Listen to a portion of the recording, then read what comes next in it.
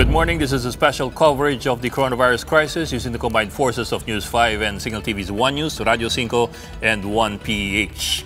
Over 2 million workers have been displaced as a result of the extended lockdown due to the COVID-19 pandemic. The Labor Department says at least 1.4 million workers lost their jobs due to temporary closures.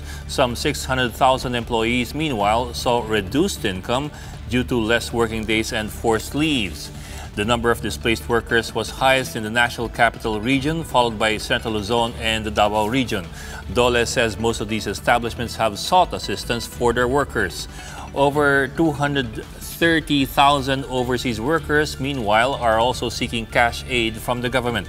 Currently, DOLE has only allotted 150,000 slots for beneficiaries of its cash assistance program for migrant workers. The department is looking to request an additional or a supplemental budget to address the increased overseas workers' demand for assistance. Vice President Leni Robredo says the current COVID-19 crisis should serve as an eye-opener for the government to give more support to local scientists. In a weekly radio show, Robredo urges the government to prioritize policies and increase the budget for science and technology innovation. The Vice President says the country has great scientists, but their needs for better equipment are not being prioritized. President Duterte previously increased the incentive to 50 million pesos for Filipino scientists who could develop a vaccine against COVID-19. The city government of Gapan in Nueva Ecija is all set for the distribution of 100 million pesos worth of food and cash aid to all residents and non-residents in the city. The LGU will be handing out 50 kilos of rice and 1,000 pesos to every household this week.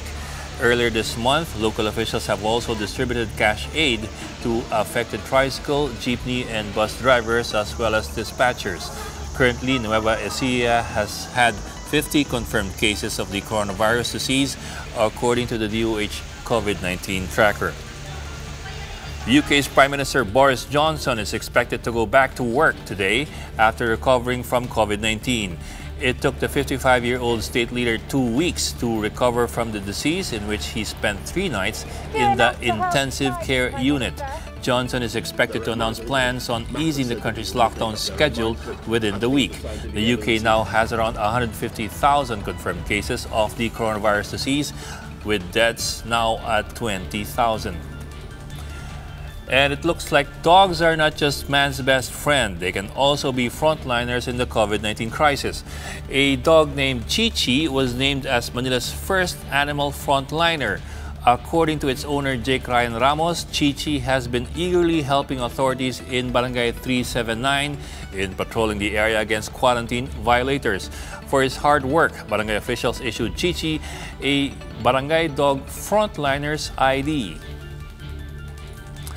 And that's the latest on the enhanced and expanded community quarantine. For more updates, follow News 5, The Philippine Star, and Business World Online. I'm Ed Ningao. We are One News.